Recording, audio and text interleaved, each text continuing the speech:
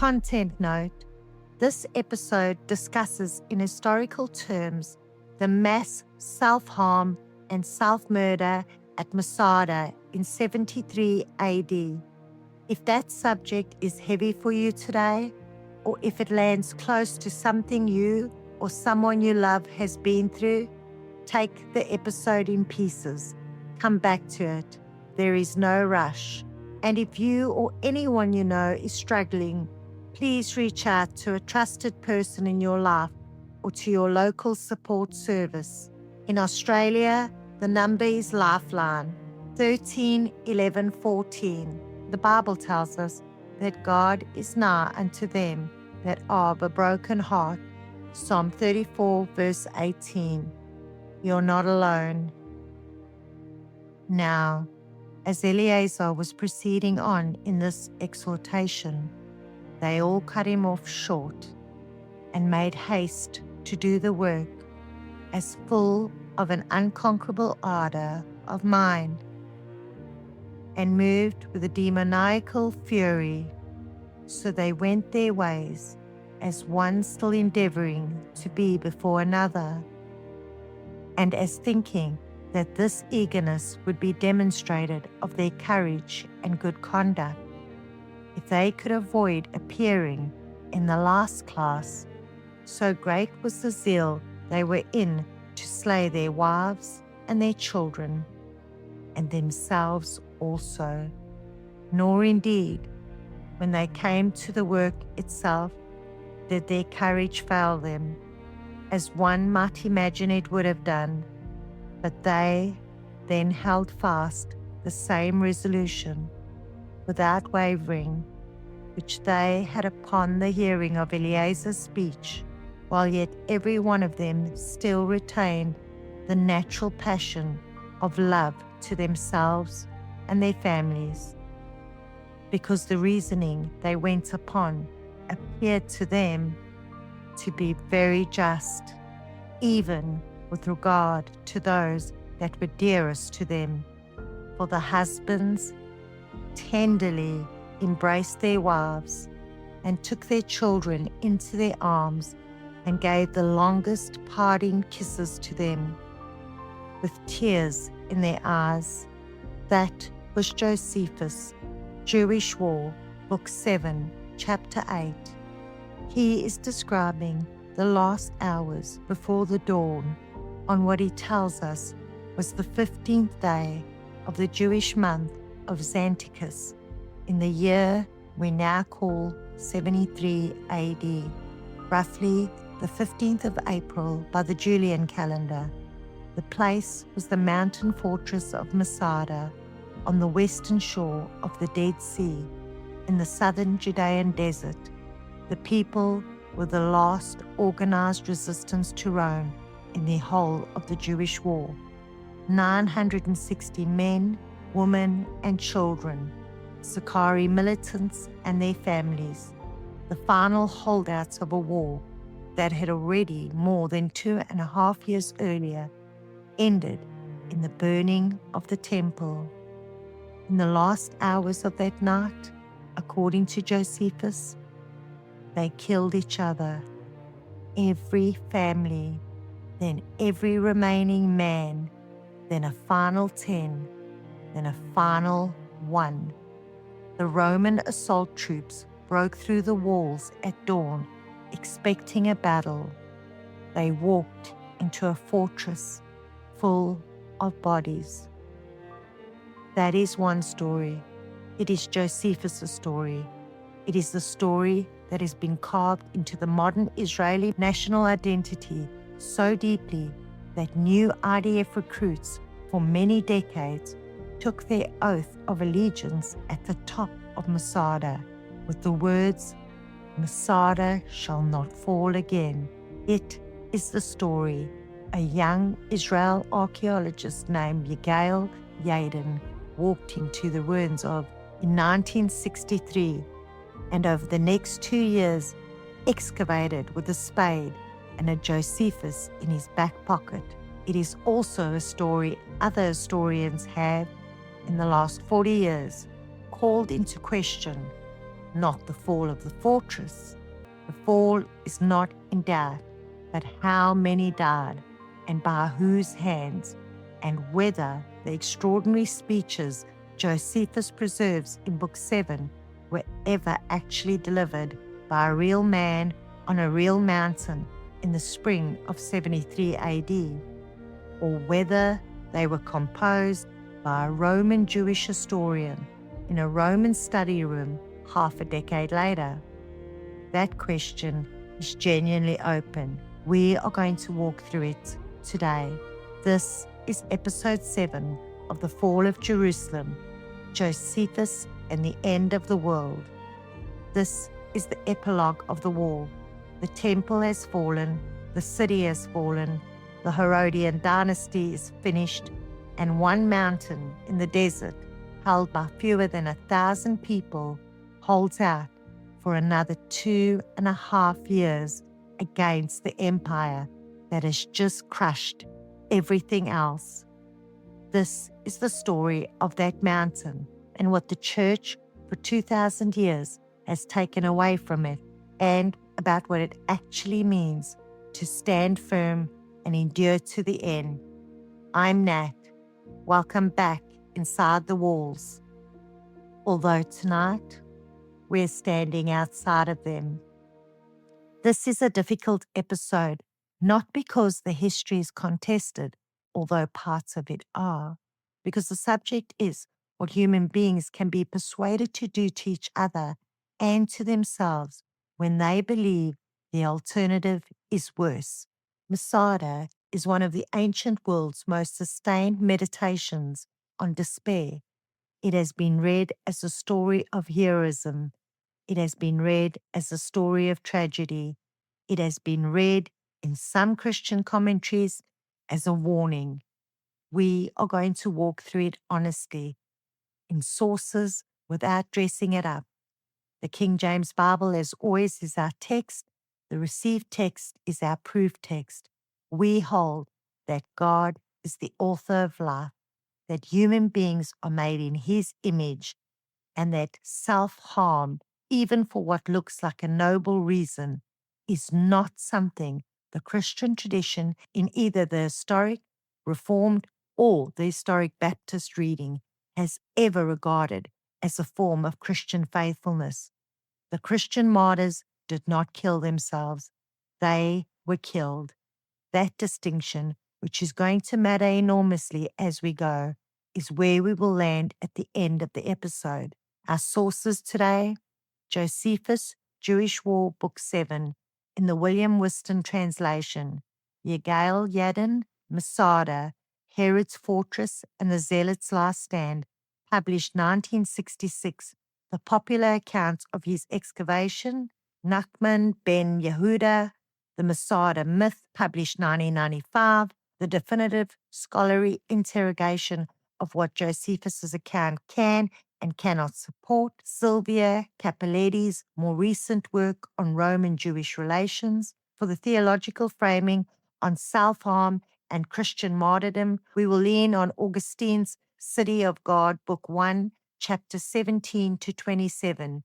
His sustained argument against self-harm, even in cases of persecution, and on the accounts of the early Christian martyrs preserved in Eusebius' Ecclesiastical History. Josephus is our spine, the rest fill in the joints. Let's go. In the last episode, we watched the Second Temple burn. That was August of 70 AD, the 9th or 10th of the Jewish month of Av. 6 weeks later, in early September of 70 AD, the upper city fell. The last defenders of Jerusalem were killed or captured. John of Gishgala was taken alive and reserved for imprisonment. Simon Bar Giora was taken alive and reserved for execution at the triumph. The Herodian towers were left standing on Titus's explicit orders, so that posterity would know how well fortified the city had been that Rome had subdued. The rest of Jerusalem was pulled down. Titus left Judea in the autumn of 70 AD. He sailed back to Egypt, then to Rome, arriving in the spring of 71 to celebrate the triumph with his father. He never returned to Judea. The province he left behind was in ruins. Whole villages of surrounding hill country had been destroyed by the Roman advance. The population of Judea had been reduced by attrition, casualty, and enslavement. According to Josephus, 1,100,000 dead and 97,000 enslaved. According to Tacitus, 600,000 dead.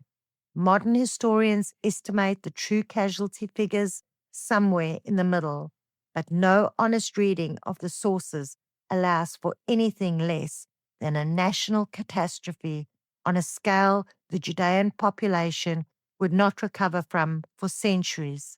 Whole Jewish villages of the Galilee were untouched. The Galilean campaign had been fought and finished by 68 AD, and by the time the main Jewish population catastrophe hit, the north was already under Roman occupation and relatively quiet.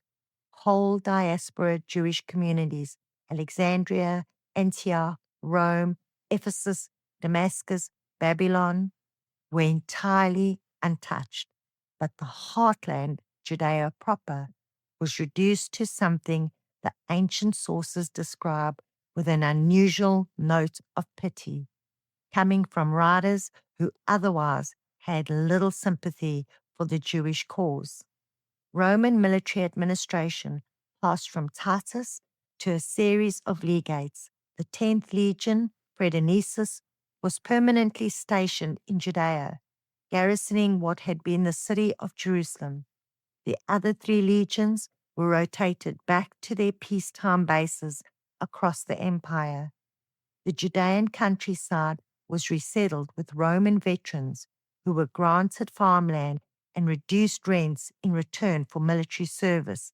A special tax, the fiscus Judaicus, was imposed on every Jewish adult in the empire, replacing the annual temple tax that Jews around the Mediterranean had previously paid to Jerusalem. Now they paid to Jupiter, Capitolonus, in Rome. The joke was cruel. It was also universally enforced. By spring of 71 AD, Roman authority ran uncontested across almost the whole of Judea. Almost. There were 3 exceptions, 3 desert fortresses held by holdouts of the various factions that had escaped or had been driven out of Jerusalem before the walls closed.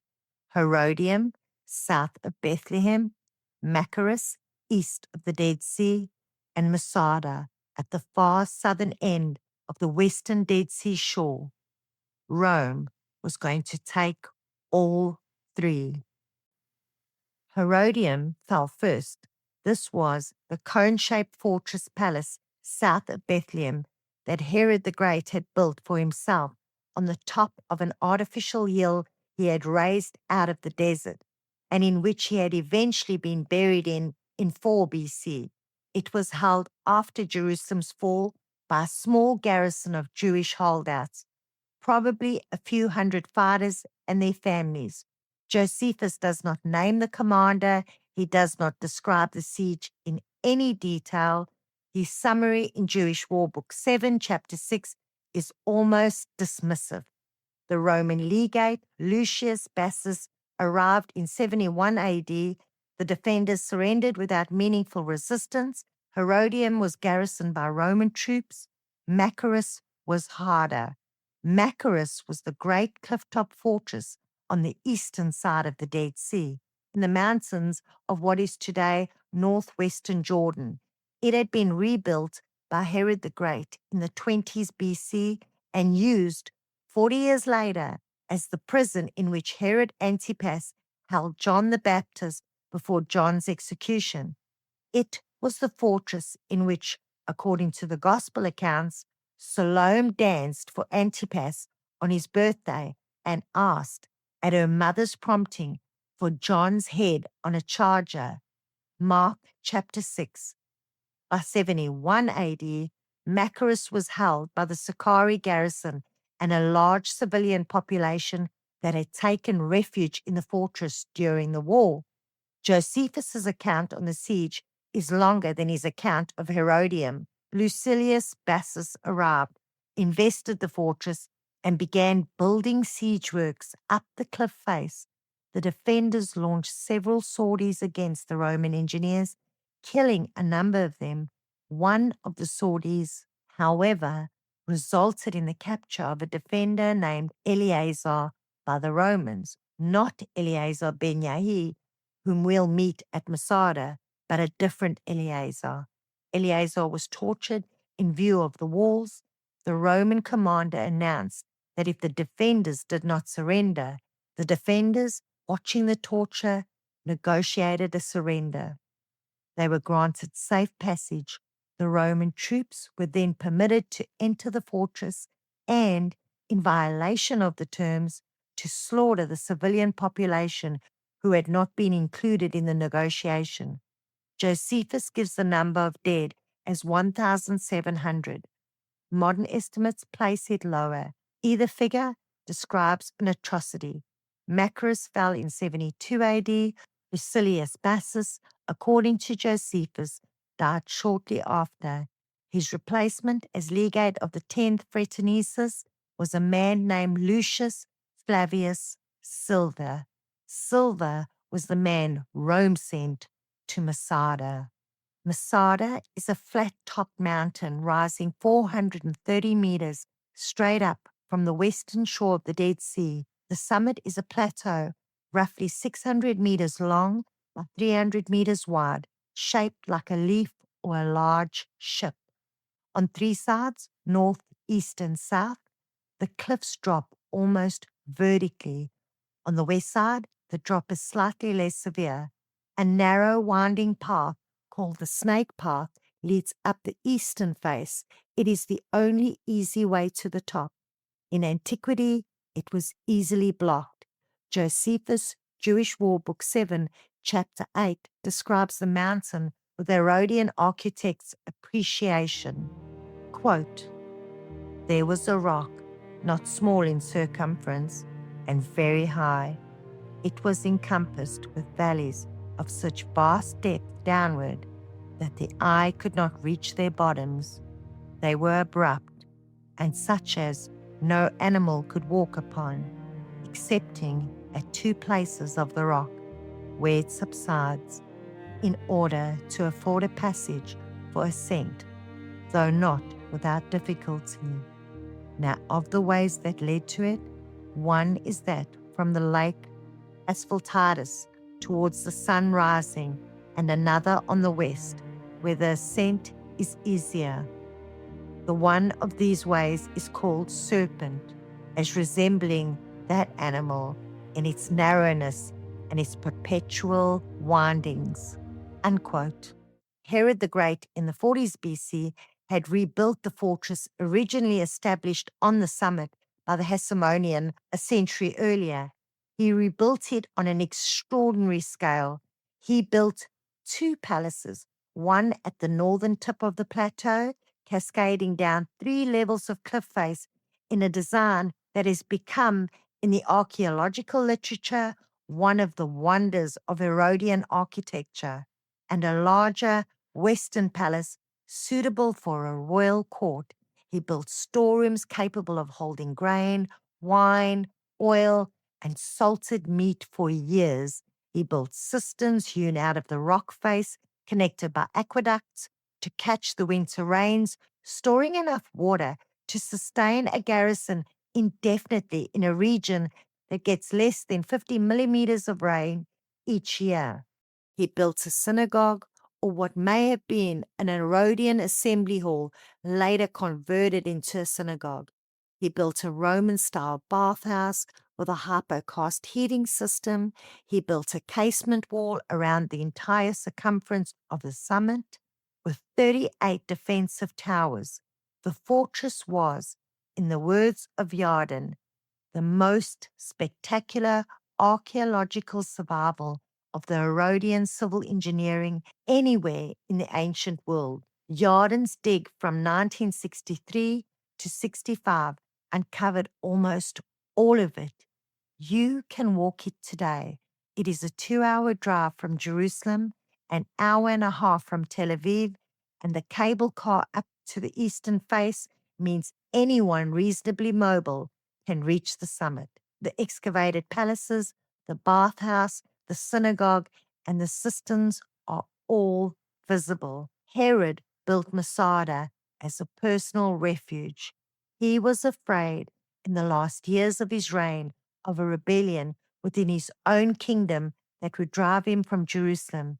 He also feared, with reason, given that Cleopatra was on the Egyptian throne through the 20s BC and had ambitions on Judea, an Egyptian invasion. Masada was where he intended to go if either happened. Neither happened. Herod died in Jerusalem in 4 BC. He was buried at Herodium, Masada. After his death, was left with a small garrison and largely forgotten. Then, in 66 AD, the war broke out. The Sicarii, the dagger men, were the most extreme faction of the anti-Roman resistance. We met them in earlier episodes.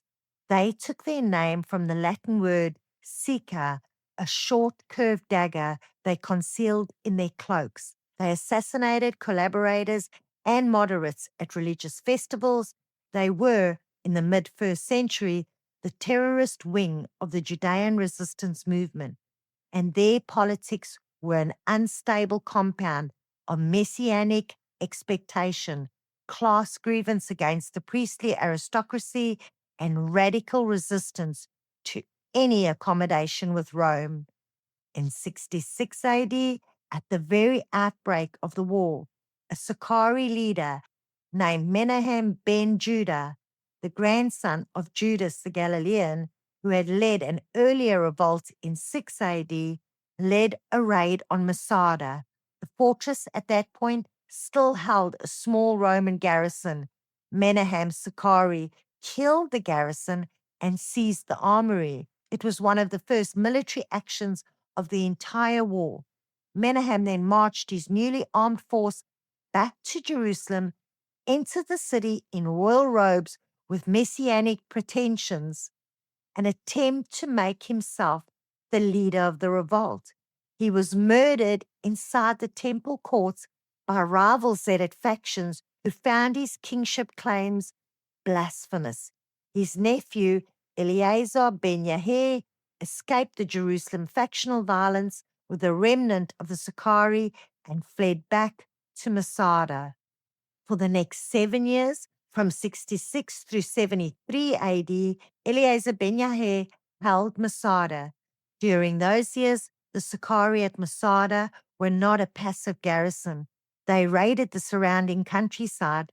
Josephus records with particular disgust a Sicarii raid at Passover on the year 68 AD against the Jewish village of En Gedi, an oasis settlement about 20 kilometers north of the Dead Sea shore.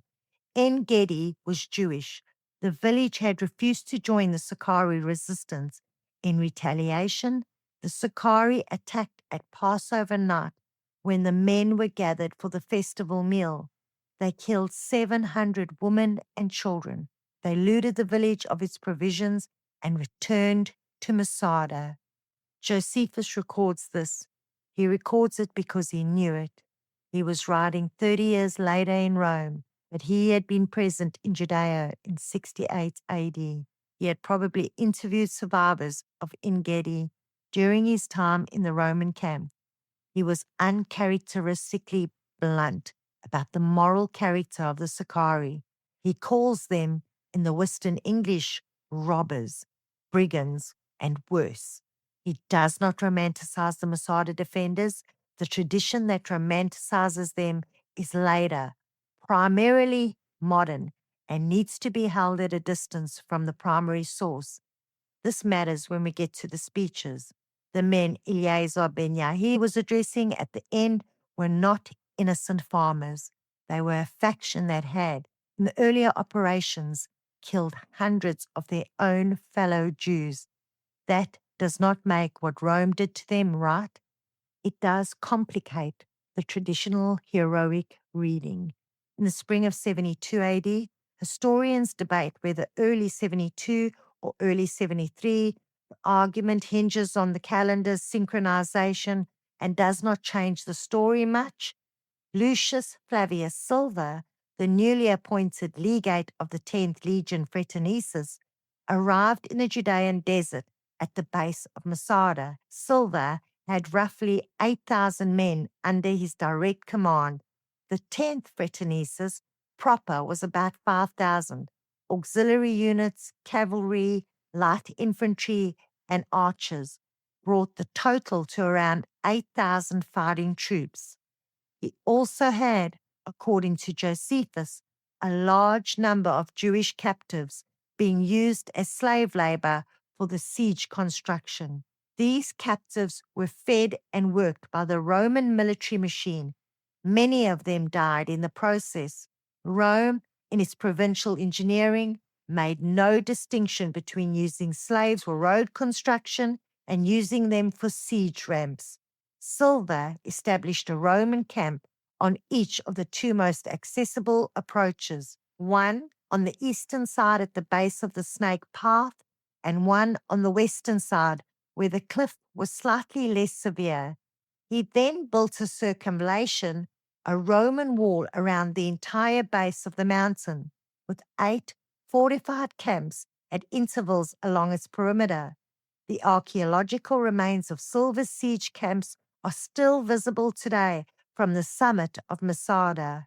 The outlines are unmistakable in the desert dust. Yarden identified and mapped them. You can see them if you know where to look. The purpose of the circumvallation, as at Jerusalem 2 years earlier, was to prevent escape. There would be no negotiations at Masada. Silva was not going to accept a surrender under any terms. He was going to take the fortress and everyone in it. Then he began building the ramp. The Roman siege ramp at Masada is one of the most astonishing pieces of surviving ancient military engineering anywhere in the world. Silva chose the western approach as the site for his ramp. There, at a point where the cliff face was already relatively less severe due to a natural spur of white chalk called the Luki. In the ancient sources, modern archaeologists call it the western approach. A ramp of packed earth and stone could be built up the side of the mountain to a height at which siege engines could be brought against the western casement wall. Silva put his Jewish slave labor to work carrying baskets of earth up the developing ramp. The work went on, according to Josephus, for months. The exact duration is disputed. Josephus gives us 7 months as a round figure, but Josephus' dates in Book 7 are notoriously loose. Modern estimates range from 4 to 7 months of continuous construction.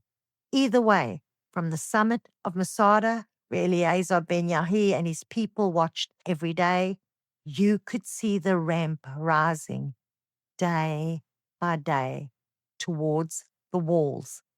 By late winter of 73 AD, the ramp reached the base of the western wall. Roman engineers built a stone platform at the top of the ramp.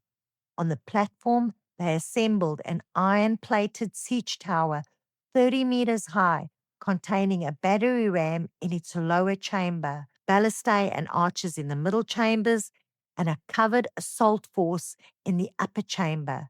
The tower was rolled up onto the platform and pushed the last few meters up against the wall. The battering ram began to work in the first week of April, 73 AD. The Sicarii, watching from the wall, had known this moment was coming since the ramp had reached its middle height months earlier. Eleazar ben Yahi, according to Josephus, had been preparing his people for the fall of the wall for weeks. What we do not know, because Josephus does not record it and no other source preserves it, is exactly What internal debate had gone among the 960 defenders during those months of watching the ram browse?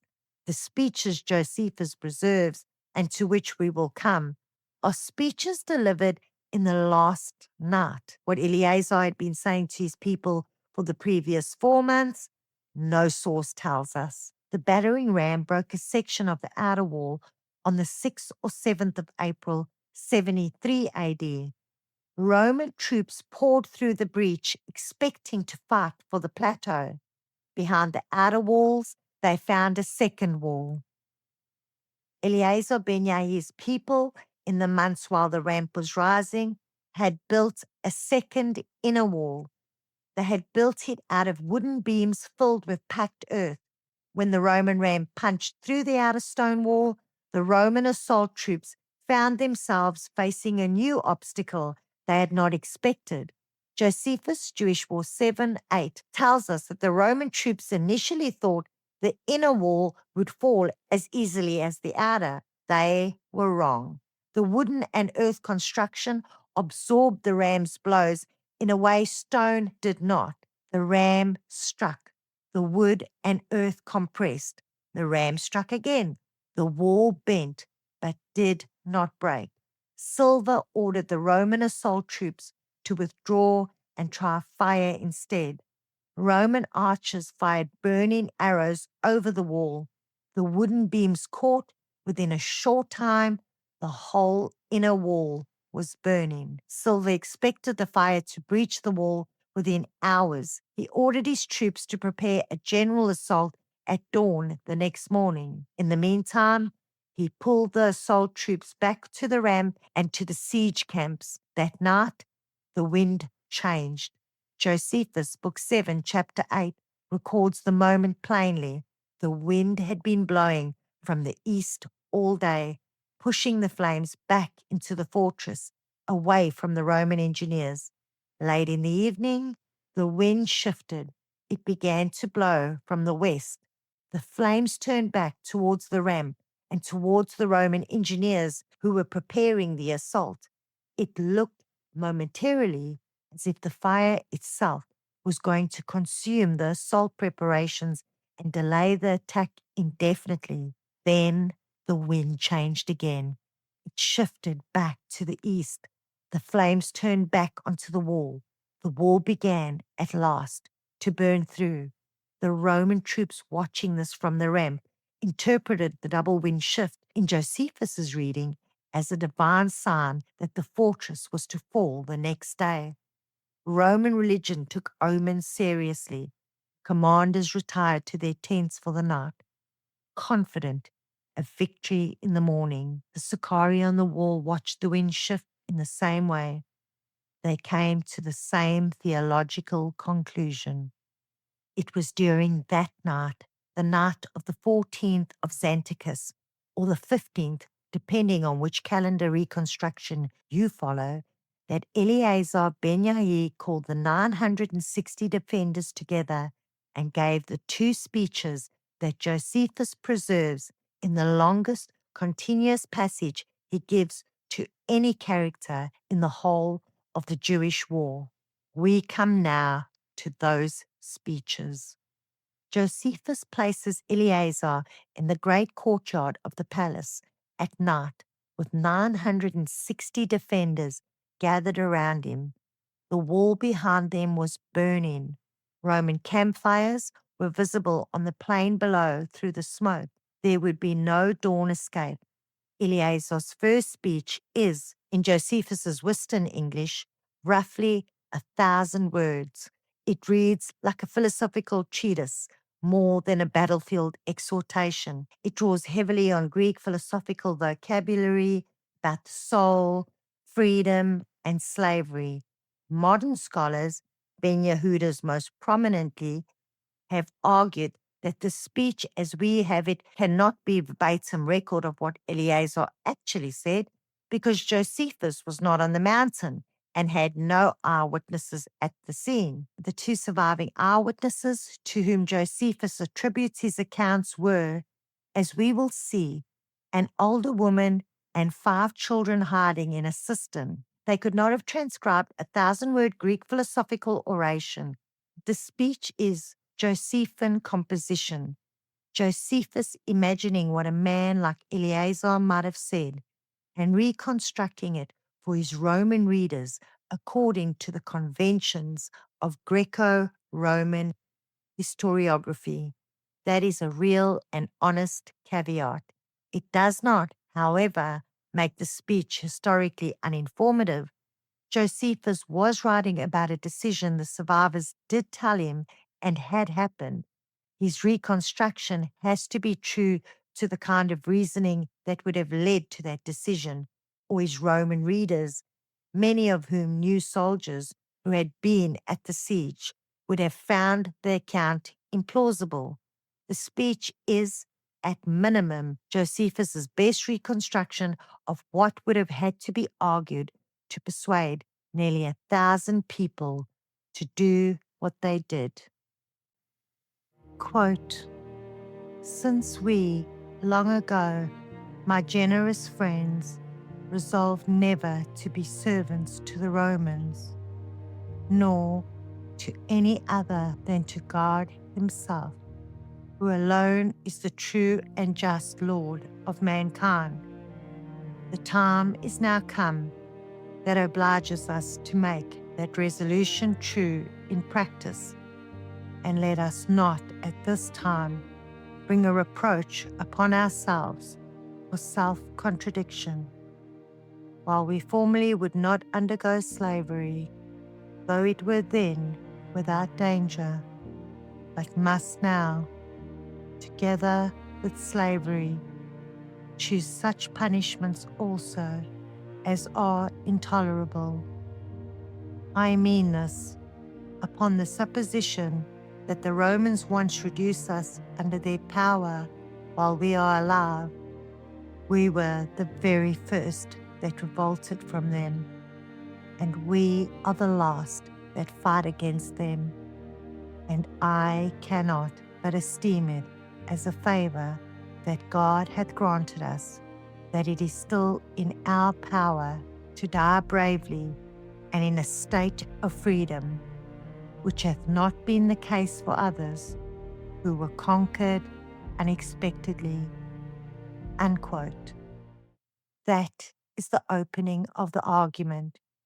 Freedom over slavery, servitude to God alone, not to Rome. The moral duty to make good practice what we have long claimed in principle. If Rome takes us alive, we lose our freedom, our women lose their honor, our children are enslaved. Better a chosen death than imposed slavery. It is, in its own terms, coherent. It is not obviously wrong from within a purely Sakari moral framework.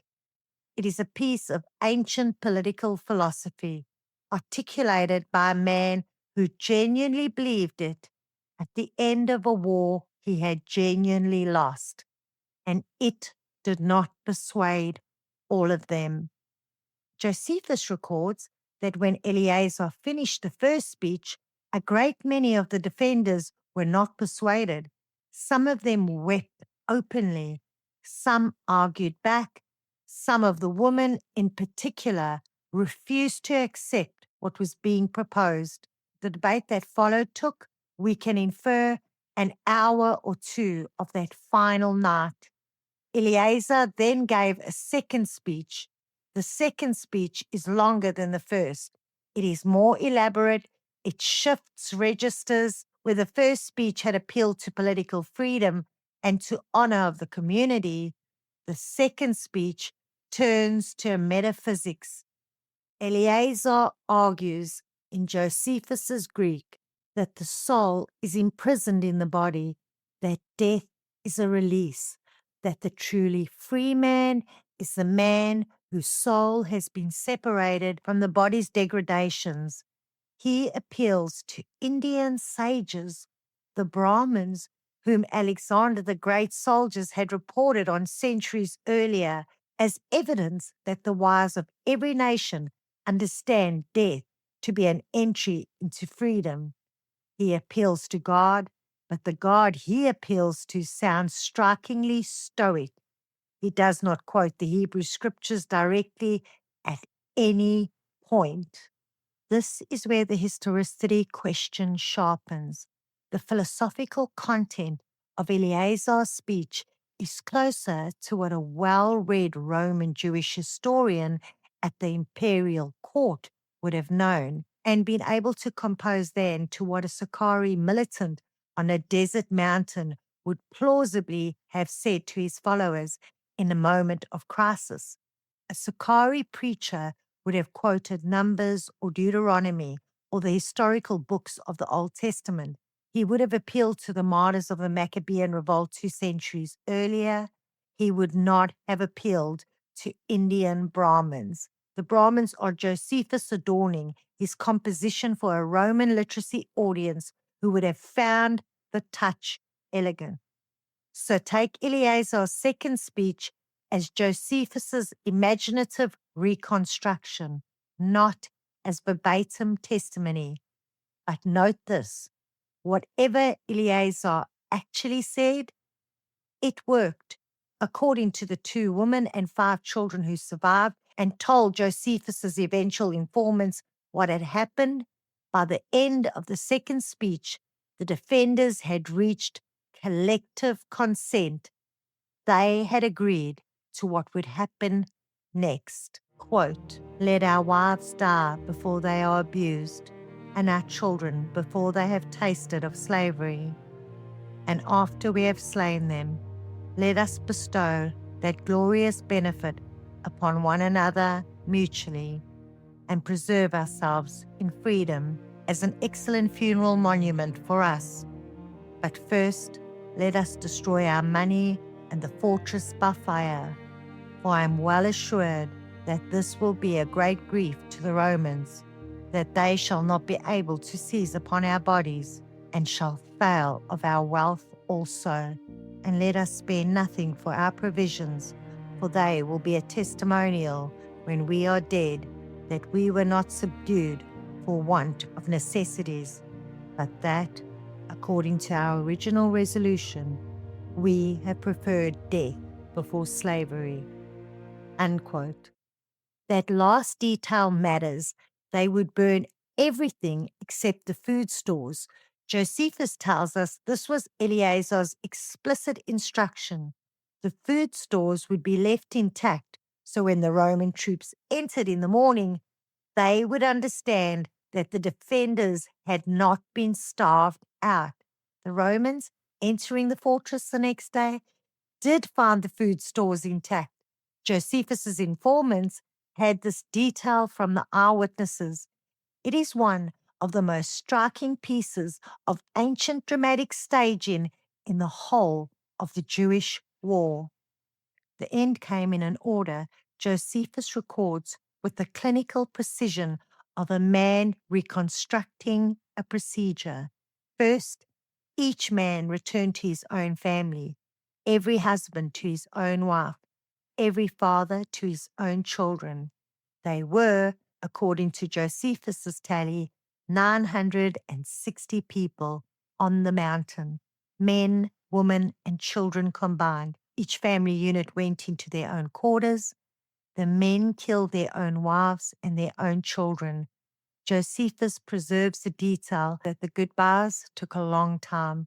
Husbands embracing wives, fathers holding children, not the frenzy of religious ecstasy that ancient depictions of mass self-murder sometimes assume. Something quieter, and in the sources, much harder to read.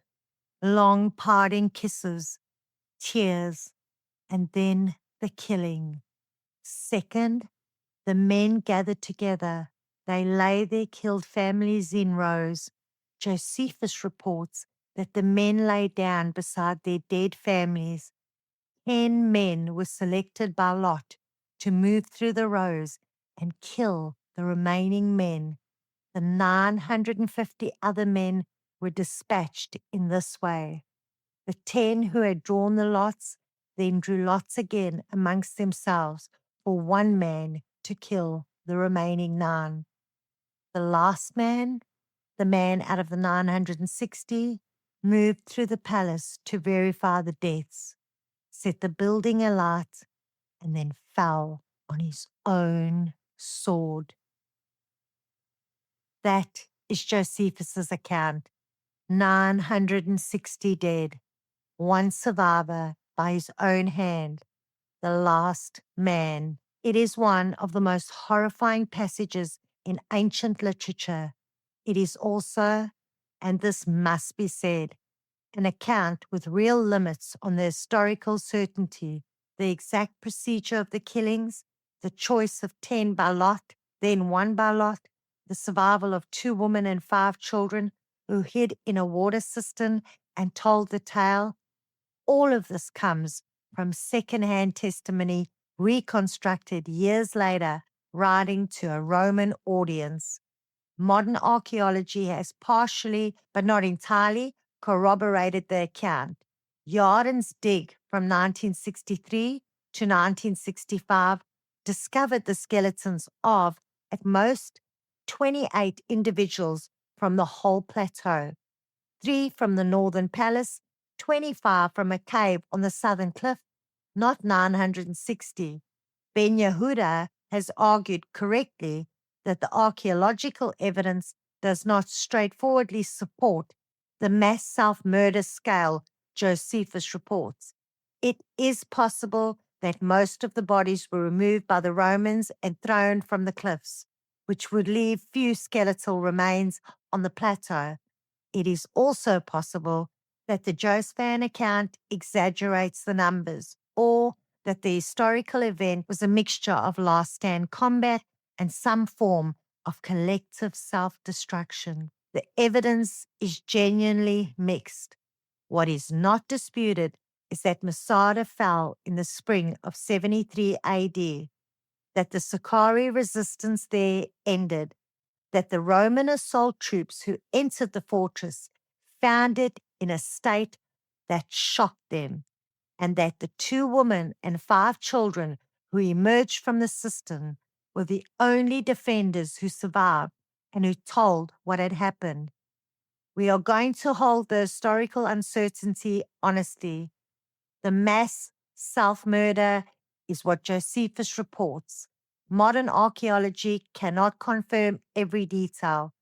The final verdict on what actually happened on that mountain in the last hours before the dawn of the 15th of Xanthicus is beyond the reach of any source we have. What we do have is the account. It has shaped 2,000 years of subsequent interpretation. We will spend the rest of the episode with what people have made of it. Josephus, Book 7, Chapter 9, records the escape. Quote, "Yet was there an ancient woman and another who was the kin to Eleazar, and superior to most women in prudence and learning, with 5 children, who had concealed themselves in caverns underground, and had carried water thither for their drink, and were hidden there when the rest were intent upon the slaughter of one another. Those others were 960 in number, the women and children being with all included in that computation. The calamitous slaughter was made on the 15th day of the month of Xanthicus." Unquote. An ancient woman, another woman of kin to Eleazar, described as superior to most women in prudence and learning. Josephus's vocabulary for an intelligent adult witness whose account he considered reliable. 5 children, unnamed. 2 adults, 5 children.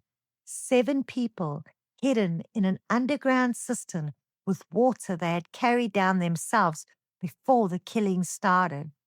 Who did not choose to die that night? When the Romans entered the fortress in the morning, the 7 survivors emerged. Josephus tells us they told the Roman commander what had happened. Silver, according to Josephus, wept. He and his troops had come expecting a battle. They found a graveyard. The 2 women and 5 children are the reason we have any account of Masada at all. They lived, they talked. Their story reached Josephus. Josephus wrote it down. Everything we know of Eleazar's speeches, of the wind shifting on the wall, of the manner of the collective death, comes from the survival of two people who did not participate. The Christian listener should sit with that for a moment.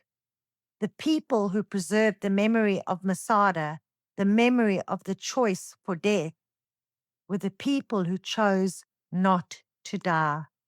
That is worth holding on to. The modern excavation of Masada began in 1963 under the direction of Yigael Yadin, one of the most consequential Israeli archaeologists of the 20th century and a former chief of staff of the Israel Defense Forces.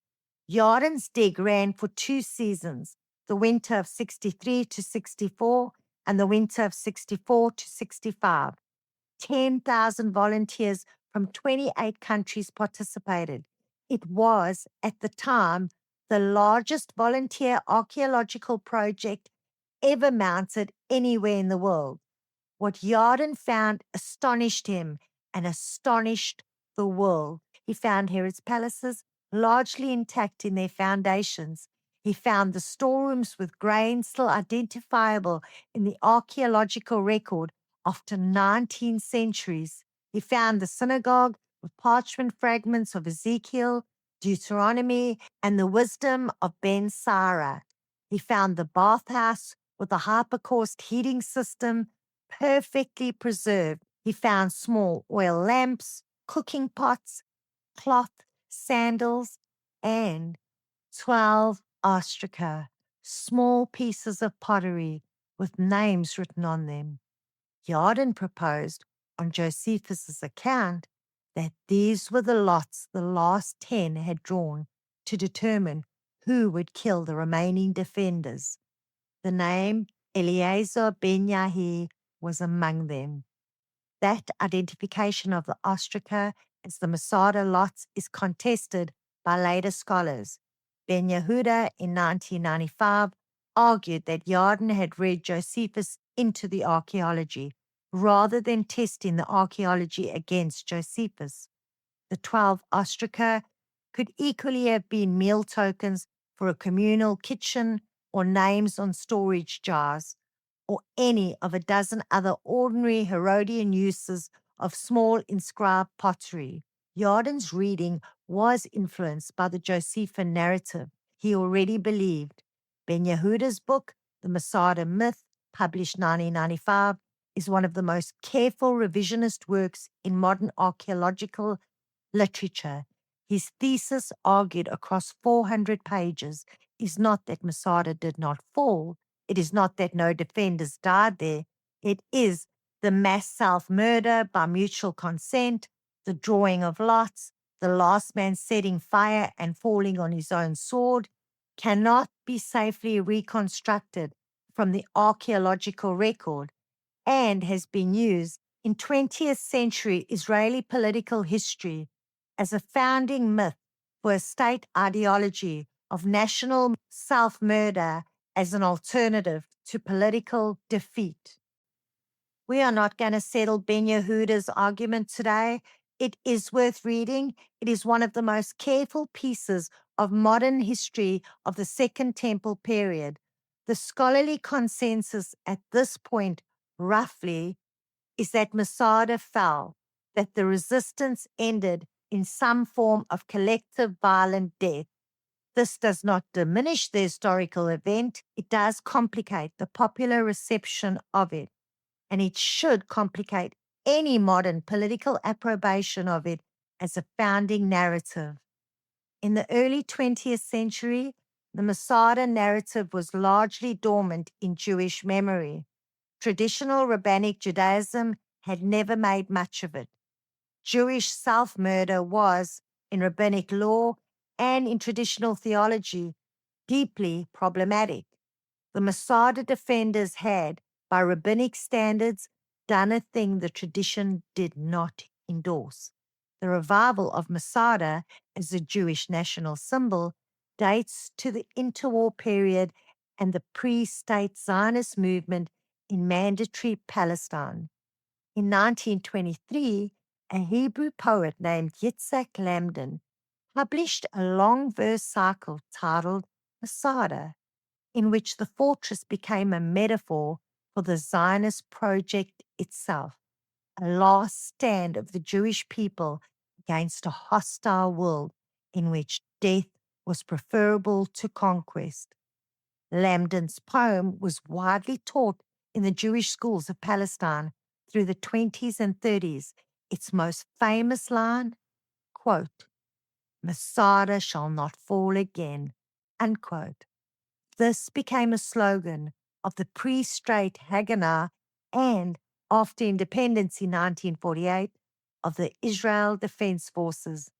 For much of the second half of the 20th century, new IDF recruits, particularly in the Armored and Paratrooper Corps, took their oath of allegiance in a nighttime ceremony at the summit of Masada, with the words, Masada shall not fall again, as the ritual close. The practice has been scaled back since the 1990s, partly in response to scholarly critiques, including Ben Yehuda's, but it has not fully disappeared. It has also functioned in Israeli political discourse as shorthand for a strategic posture, the so-called Masada complex, the strategic argument that Israel, when facing existential threat, would prefer national self-destruction to conquest. This has been debated by military historians and strategists for 50 years. It is a real strand of Israeli strategic thinking, though hardly not the only one. The mountain itself is today one of the most visited archaeological sites in Israel. UNESCO added it to the World Heritage List in 2001. On any given morning in the spring, you can watch several hundred tourists take the cable cars to the summit at sunrise, walk through the excavated palaces, look down at the Roman ramp and the Roman camp outlines still visible in the desert dust, and stand at the edge of the plateau where Eleazar's people made their choice. It is worth going. However, with the hot war going on at the moment, I wouldn't recommend. It is worth taking seriously. And if you do decide to go, it is definitely worth reading Josephus before you do, so that you know both what the tradition says happened and where the tradition may be constructing something that did not happen exactly as told. Now we come to what the Christian listener has to sit with, honestly and carefully. The Christian tradition, from its first generations, drew a hard line between martyrdom and self-murder, and it did so on the grounds that go directly to what happened at Masada. Martyrdom, in the Christian sense, is being killed for one's witness to Christ. The Greek word martyr, from which we get our English martyr, literally means witness. A Christian martyr is a Christian who has been killed by someone else, by a persecuting authority, by a mob, by a hostile family, for refusing to renounce faith in the Lord Jesus Christ. The Christian martyr does not raise the hand against himself. He allows the hand of another to be raised against him. He does so in the historic reading in imitation of the Lord himself, who did not take his own life on the cross, but permitted the Romans and the Judean authorities to take it from him. Self-harm and self-murder in the historic Christian reading is a different thing entirely. It is the taking of one's own life. In the New Testament, only one figure is described as having done it, Judas Iscariot. In Matthew 27, verse 5, having betrayed the Lord, went and hanged himself. There is no other suicide in the New Testament portrayed with anything like theological approval. Christian tradition has, from its earliest centuries, held that the taking of one's own life is a grave matter, not because life is easy and not because suffering is trivial, but because life is God's gift and the timing of its end is His decision, not ours. This came up as a life pastoral question very early in Christian history. Augustine of Hippo, in the year 426 AD, devoted 5 chapters of Book 1 of the City of God to the question of whether a Christian could be permitted in extremity to take his own life. His specific occasion was the fall of Rome to the Visigoths in 410 AD, in which a number of Christian women had been assaulted and violated in the classical Roman tradition of Lucretia, taken their own lives afterwards to preserve their honor. The pagan critics of Christianity argued that the Christian tradition, which forbade self-murder, was condemning these women to a stigma they did not deserve. Augustine's answer in City of God, chapters 17 to 27, is one of the most consequential single pieces of Christian moral reasoning ever written. He argues briefly that self-murder, even in the extremity, even to preserve honor, even to prevent oneself from being forced into apostasy, is not permitted in the Christian tradition. The reasoning is threefold. First, the 6th commandment, thou shalt not kill, Exodus 20, verse 13, makes no exception for the killer's own life. Second, no Old Testament figure regarded as righteousness is portrayed as having chosen death over life, even under the worst persecution in the Old Testament records.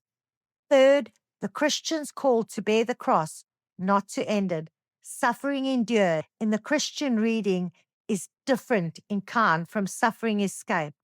That is the historic Christian argument. It is not a comfortable argument. It is, however, the argument that shaped Christian ethics for the next 1500 years. The actual martyrs of the early Christian church, Stephen in Acts 7, James the son of Zebedee in Acts 12, Peter and Paul in Rome in 64 and 67 AD, persecutions under Nero, Ignatius of Antioch under Trajan, around 107 AD, Polycarp of Smyrna in 156 AD, Perpetua and Felicita in Carthage in 203 AD. Every one of them was killed by someone else. Not one of them took the option Eleazar took. When Polycarp was given the choice at the arena in Smyrna to renounce Christ or to be burned, he said in the account preserved by Eusebius, quote, 86 years have I served him, and he hath done me no wrong. How then can I blaspheme my king who saved me? Unquote. He was burned. He did not fall on his own sword. That distinction is the historic Christian one. This is where the Masada narrative and the Christian narrative diverge in a way that matters for how we read history. The Sicarii at Masada made one choice. The Christian martyrs in the Roman Colosseums, 2 centuries later, made another. Both faced hostile empires that intended their deaths. Both refused to renounce what they believed. The modes of their own refusal were opposite in one specific way. The Sicarii took their own lives. The Christians allowed their lives to be taken. The Christian reading of the difference is not a moral condemnation, it is a doctrinal observation. Faithfulness unto death, in the sense of Revelation 2, verse 10, is faithfulness that endures until an external hand ends it. It is not faithfulness that chooses the ending. The modern parallel to Masada is not simple, and the brand rule requires us to walk it carefully. Mrs. O Investigates does not take political sides. We do not endorse the military or nationalist traditions of any nation on earth, not the Israeli use of the Masada narrative as a modern oath of allegiance, not the American traditional of last stand mythology from the Alamo forward, not the British tradition of standing to the last round, not the Roman tradition of falling on one's sword, not any tradition that has, in any century of human history, made a virtue of dying with a weapon in hand rather than laying it down. These traditions exist. They shape national identities. They are not ours. The Lord Jesus Christ said in the third of the Beatitudes in Matthew chapter 5, verse 9, "Blessed be the peacemakers, for they shall be called the children of God." Peacemakers, not warriors, not martyrs by sword, not last standers on a mountain. Peacemakers, the children of God, in the Lord's own definition, are the ones who make peace, and the martyrs of God are the ones who die in any matter for the cause and the name of Jesus Christ. That is our posture, not one of two political positions in a modern political fight. The peacemaker position, quietly held, standing outside the national and military traditions of every nation, holding the Bible open and waiting to see what the Lord does next. And now, from that posture, we can name the pattern. The ideology of martyrdom by self destruction, the framework that treats suicide bombing or self immolation for a cause, or the killing of one's own community members to prevent them from being conquered as morally noble, has appeared repeatedly across many different traditions in the last century. It is not confined to any one religion or region. Islamicist bombings from Palestine, Hamas to Pakistan sectarian groups to Iraqi and Afghan insurgencies, the Tiger cadres of the Sri Lankan LTTE, the kamikaze pilots of Imperial Japan in the Second World War, the mass suicide cult movements from Jonestown to Heaven's Gate, the zealot last stand tradition of ancient Israel at Masada in 73 AD, as recorded by Josephus. None of these are the same as each other in doctrinal content. The theological frameworks differ enormously, but they share the underlying moral shape. Death in these frameworks is chosen as the completion of the cause. Life is offered as the ultimate weapon or the ultimate proof of commitment. The Christian tradition rejects this framework. It rejects it whether it is offered in the name of Allah or the emperor or Bar Kokhba or any modern flag. Christian faithfulness does not require the Christian to kill herself for the cause. It requires the Christian to live faithfully until an external event ends her life, whether that event is a hostile hand or the natural end of a long life. There's no route to the crown of life in Revelation 2, verse 10, that runs through Judas's tree. So, what does it mean then to stand firm today?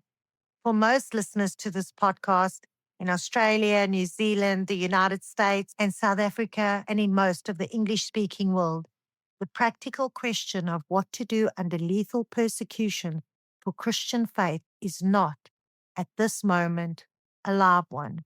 Most of us will not be asked to renounce Christ under threat of the sword. However, always prepare yourself that that might happen. Our challenges are softer: social pressure, vocational cost, public mockery, family estrangement, the gradual erosion of Christian assumption in the culture around us. Real challenges, all of them, but not persecution in the sense the martyrs face. And I'm not saying they can't happen. Like I said, prepare your heart in case it does happen. For a smaller but growing number of Christians in other parts of the world today, the question is genuinely live. The Chinese underground church continues to face detention and pressure under the increasing surveillance of Xi Jinping's government. The Iranian church, one of the fastest growing per capita Christian communities in the world today, meets in secret and faces prison sentences for its converts.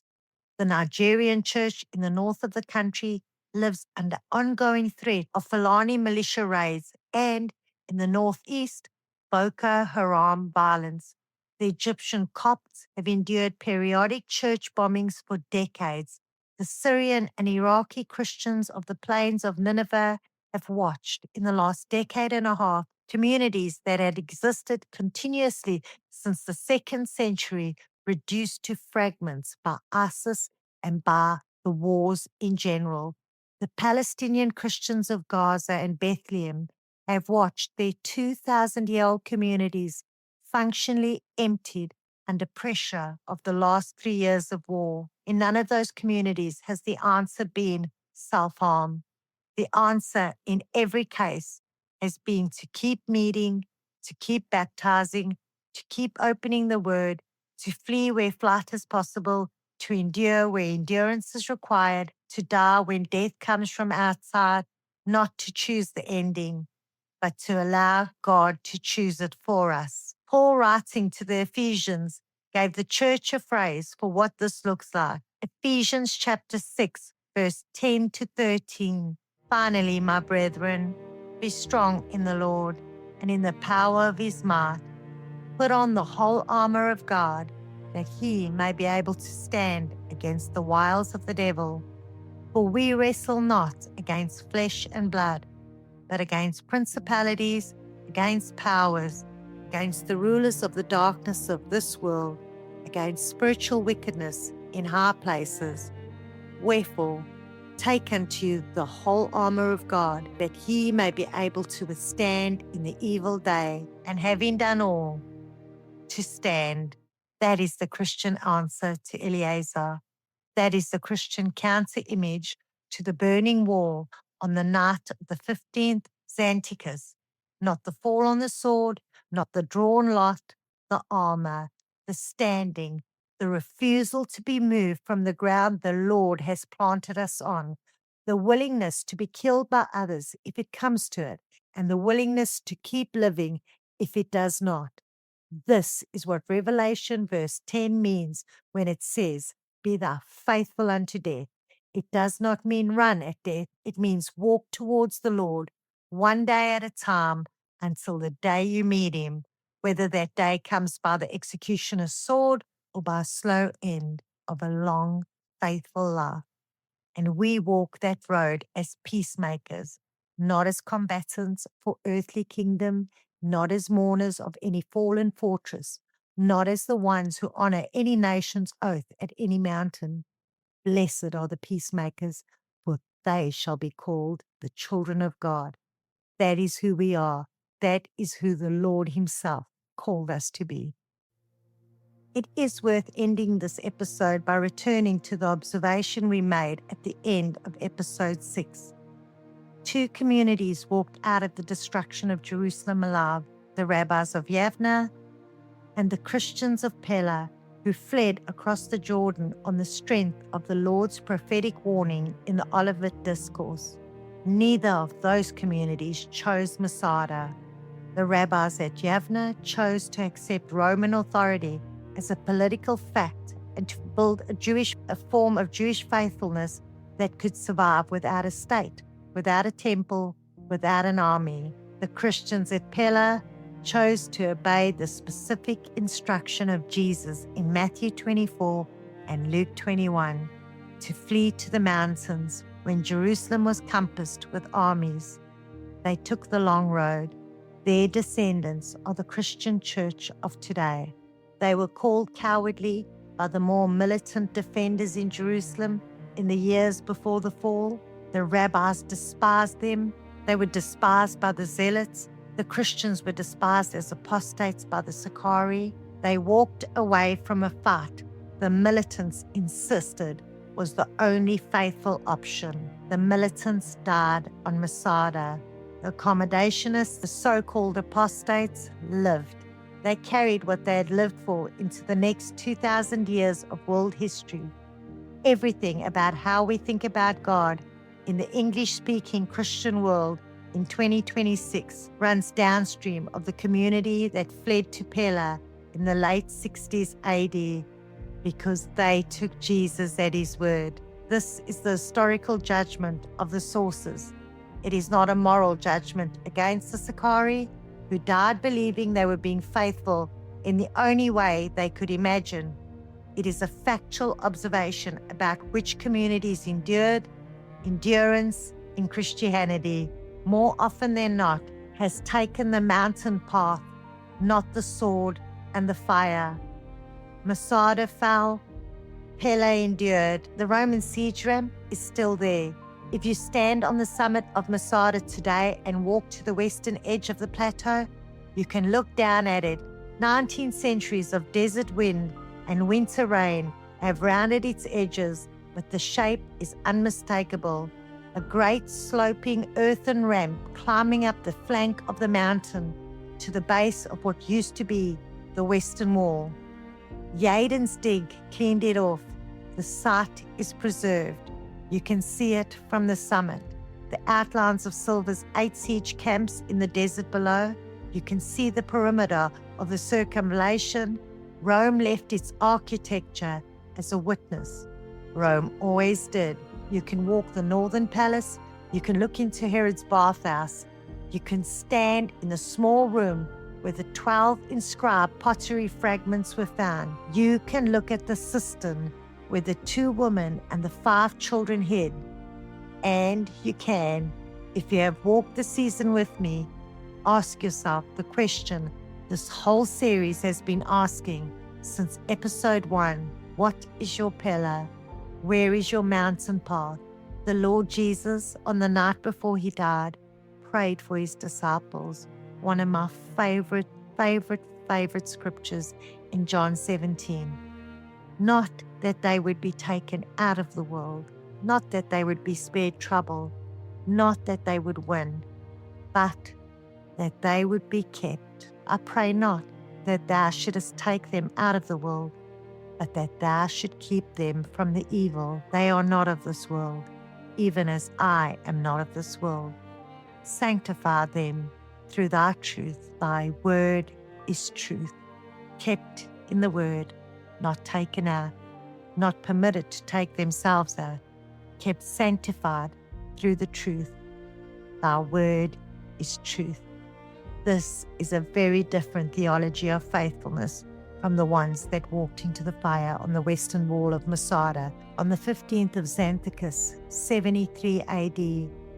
It is the theology that kept the church alive for 2,000 years. It has kept her alive through Roman colosseums, through Persian and Ottoman conquests, through medieval plagues, through Reformation-era executions, through Soviet gulags, through Chinese re-education camps, through African massacres and Middle Eastern displacements. In every one of those, the church has lived by being kept, not by ending.